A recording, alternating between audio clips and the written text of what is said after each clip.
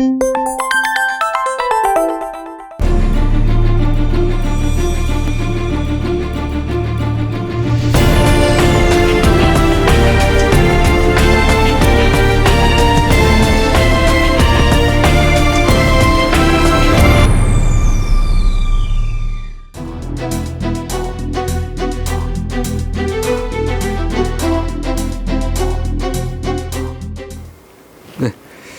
안녕하십니까. 자치펀치 육동일입니다. 그동안 잘 지내셨습니까? 오늘도 지난 시간에 이어서 우리 사회의 문제점을 진단해보고 또 우리가 앞으로 해결해야 할 과제들에 대해서 좀 말씀을 드리고 싶습니다. 지난 시간에 우리 대한민국이 경제 양적인 측면에서 선진국이 됐다. 세계 10위권에 무역 규모 세계 8위, 또 선진국 클럽에 가입, 또 우리 경제 규모 세계 15위. 국가 경쟁력은 우리가 한 2007년에는 한때 한 11위까지 갔습니다만 지금은 좀 떨어져서 25, 6위를 좀 왔다 갔다 합니다. 이제 여기에 우리 노동개혁이라든지 금융개혁, 또 이 공공개혁, 이런 부분이 제대로 잘 진행이 된다면 다시 국가 경쟁력은 아마 올라갈 겁니다. 이렇게 우리가 이 경제적으로 세계 10위권에 들어갔고, 또 우리 대한민국이 대단한 것은 경제 성장만이 아니라 지금 어렵지만 착실하게 민주화를 향해서 가고 있다는 사실입니다. 이건 쉽지 않거든요. 그러니까 우리가 지난 몇 년 동안에 걸쳐서 저기 중동에서 일어났던 자스민 혁명이라고 하나요? 아주 그냥 폭풍 같은 민주혁명을 우리가 아주 지켜봤습니다. 아주 긴장하며 지켜봤는데요. 잔인하게 독재자들이 무너지고 또 국가 체제가 붕괴되는 그러한 열풍을, 사막에서 부는 그러한 중동의 열풍을 우리는 참 우리 체제에 대해서 그렇게 많이 걱정하면서 보지는 않았습니다. 그런데 우리도 만일 저 이집트나 튀니지나 또는 리비아나 이런 나라 같이 석유를 팔아서 경제가 성장하는 그것에만 몰두하고 사회 체제를 민주적으로, 정치적으로 가지 않은 채 우리도 그런 식으로 경제를 성장했다면 우리도 그 혁명의 열풍으로부터 자유롭지 못했다.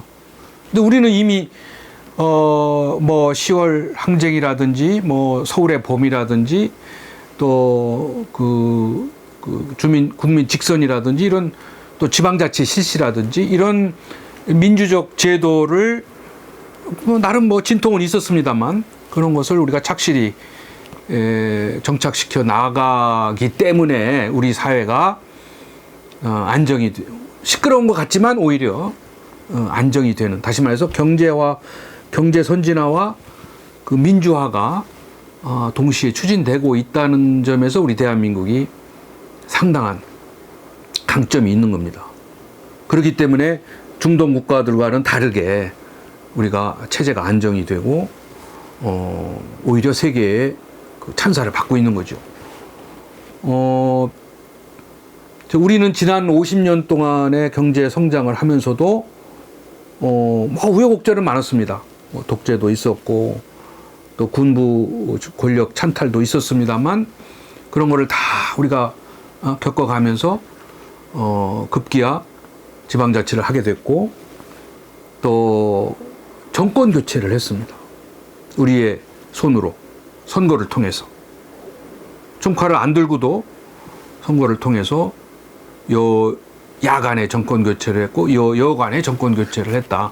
그래서 이 정권 교체를 했다는 것은 대단히 큰 업적인데 이렇게 경제 성장, 선진화와 정치 민주화를 통해서 우리가 선진국으로 이제 진입을 이제 목전에 두고 있는데 지난 시간에 말씀드린 대로 우리 불평등 또 차별, 격차 이런 문제가 최대 숙제다 이런 말씀을 드렸고 오늘 이 시간에는 우리 사회가 지금 굉장히 병들고 있다.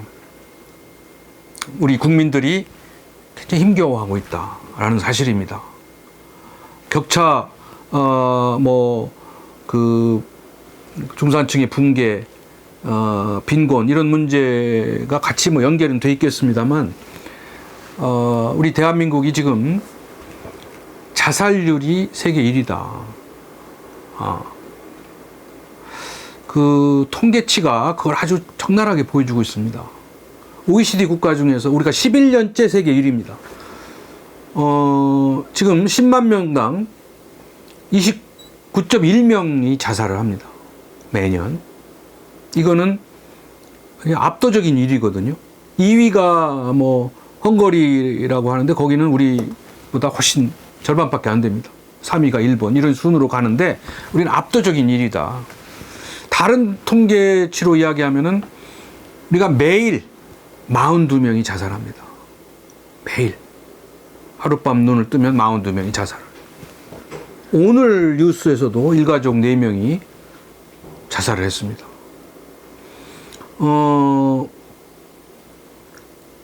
작년에 매일 42명이 자살해서 15,000명이 자살한 거고요. 자살을 시도한 사람은 60만 명이라고 해요. 그러니까 이거는 지금 우리가 잘 살게 됐고, 지금, 굶어서 자살하는 게 아니거든요. 이게 정신적으로 지금 건강하지 못하고, 또 고독하고 외롭고 소외되고, 이런 정신적인 문제들이, 자살로 내몰고 있다. 특히, 10대, 20대, 30대까지는 사망률 1위가 자살입니다. 젊은 10대, 20대, 30대는 비교적 건강한 계층이잖아요. 그러니까 이제 각종 질병보다는 자살로 인해서 세상을 등지는 그런 청년층이 늘어나고 있다는 사실은 이거는 정말 부끄러운 수치지요. 이 수치를 가지고 선진국이 될 수 없습니다. 또 40대, 50대도 자살률 2위입니다. 그래서 우리나라의 전체적인 그 자살률을 그 사망 원인을 보면 물론 이제 암이 1위고 뇌질환, 심장질환, 그다음에 이제 4위가 자살이거든요. 그러니까 우리가 얼마나 지금 그 의료 수준은 세계 수준에 이르렀지만 자살도 일종의 질병일 수 있거든요. 근데 자살에 대한 거는 지금 속수무책이다. 특히 우리가 지난 시간에 얘기한 고령화 사회가 돼서 우리가 평균 82세가 살고 있고 웬만하면 90세, 100세까지 사는 시대로 가는 이제 그런 축복을 우리가 얻었지만 반면에 노인들의 자살률도 세계 1위입니다. 10만 명당 우리가 81.9명의 노인들이 자살하는 거예요. 그러니까 그 수명은 늘어났지만 더 살 수 있는데도 불구하고 자살로 생을 마감하는 그런 안타까운 일들을 우리가 많이 뉴스를 통해서 접하게 됩니다. 그러니까 노인들은 지금 자살률 높죠. 또 빈곤율도 세계 1위란 말이에요. 빈곤율이 49%, 2명 중에 1명은 빈곤, 그것도 절대 빈곤에 허덕인다는 통계가 이를 입증하고 있거든요. 그렇다면 이건 뭘 말합니까? 우리가 경제가 아무리 성장이 돼서 세계 10위권을 넘나든다 하더라도 우리 국민들이 행복하지 못하고 정신적인 문제로 인해서 좌절감, 소외감, 또 격차 이런 문제로 인해서 세상을 떠나는 사람이 이렇게 많다면 또 우리가 평균 수명이 늘어나서 오래 사는데도 불구하고 나이 들어서 질병과 고독과 가난에 허덕이는 그러한 노인이 된다면 이 사회를 어느 계층이 좋아하겠습니까? 일부 국소수의 부자들이나 일부 국소수의 기득권을 가진 사람만이 이 사회를 즐기고 행복할 수 있지 나머지 세대들이 이렇게 어렵고 고독하고 가난하고 힘들어 한다면 이 체제는 상당한 저항과 상당한 반발에 부딪힐 거다. 그런 점에서 저는 우리 대한민국이 지금 냉정하게 이 문제들을 진단하고 우리가 합심해서 해결하지 않으면 언제라도 선진국 문턱에서 좌절할 수 있다. 그런 나라들이 많습니다. 선진국 일보 직전에서. 특히 3만 불이라는 그런 마지노선에서 그거 문턱을 못 넘고 나락으로 떨어진 남미 국가들이나 중동 국가들이나 이런 나라들이 우리의 현실을 말해주고 있습니다. 따라서 우리는 이러한 문제를 그러면 그 해결하기 위해서 어떤 노력들이 필요한가? 저는 우리가 앞으로 추구해야 할 가치에 대해서 제가 우선 기본적인 방향을 제가 이렇게 정리를 해봤는데요. 지금 우리 사회를 공정하다고 생각하는 계층이 많지 않습니다. 우리 많은 국민들이 일한 만큼 대우를 받지 못한다. 불로소득이 많다. 이런 불만을 가진 국민들이 이제 우리가 노력한 만큼 정당한 대우를 받는 공정한 사회를 만들어야 되겠다. 그렇지 않으면 힘들어진다. 이 사실입니다. 그래서 일한 만큼 대우받는 그런 공정한 사회를 우리가 만들어내야 된다. 두 번째는 이 자본주의 사회에서는 도전하고 노력하다 실패할 수 있습니다. 그런데 지금은 한번 실패하면 영원한 나락으로 떨어지고 재기의 기회를 갖기 어렵거든요. 그렇다면 그건 선진국이 아닙니다.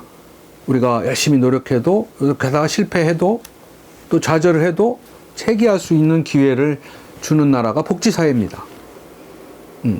실패해도 당장은 먹고 사는데 어려움이 없게 하고 재교육, 재기회를 얻어서 새로 일할 수 있는 기회를 주는 복지사회.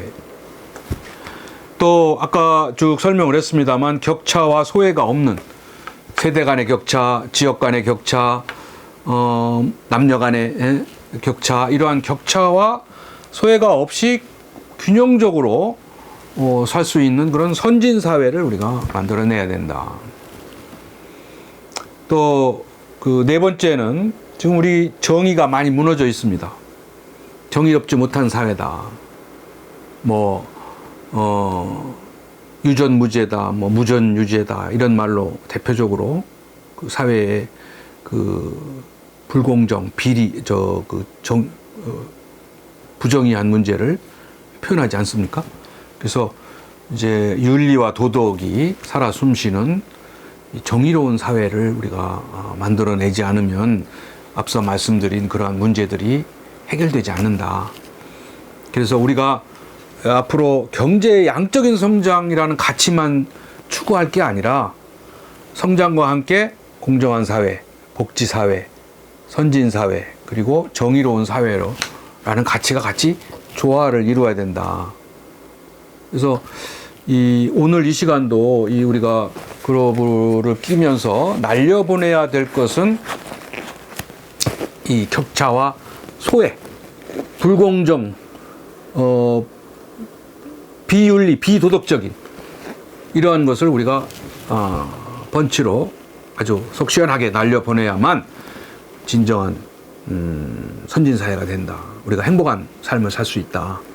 이제 그러한 것이 펀치를 통해서 날려지면 그 다음에 우리는 이 지방 분권과 지역 균형 발전이라는 정책을 착실히 수행해서 이 세대 간에 또 중앙과 지방 간에 또 수도권과 비수도권 간에 도시와 농촌 간에 이렇게 아주 이렇게 양극화되어 가고 있는 이 편차를, 이 격차를 좀 더 줄여서 우리가 골고루 균형 있게 살아갈 수 있는 그러한 시대, 그러한 사회를 우리가 만들어내야 된다. 이제 그렇게 생각을 합니다. 그래서 우리 대한민국은 지금 상당히 중대한 전환기에 놓여 있다.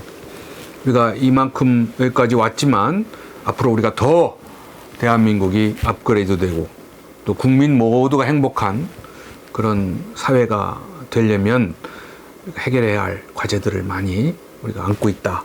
그래서 그거는 불가능한 건 아닙니다.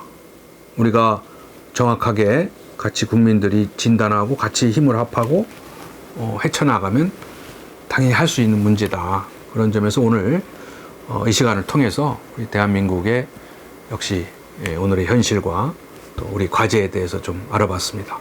함께 해주셔서 감사합니다.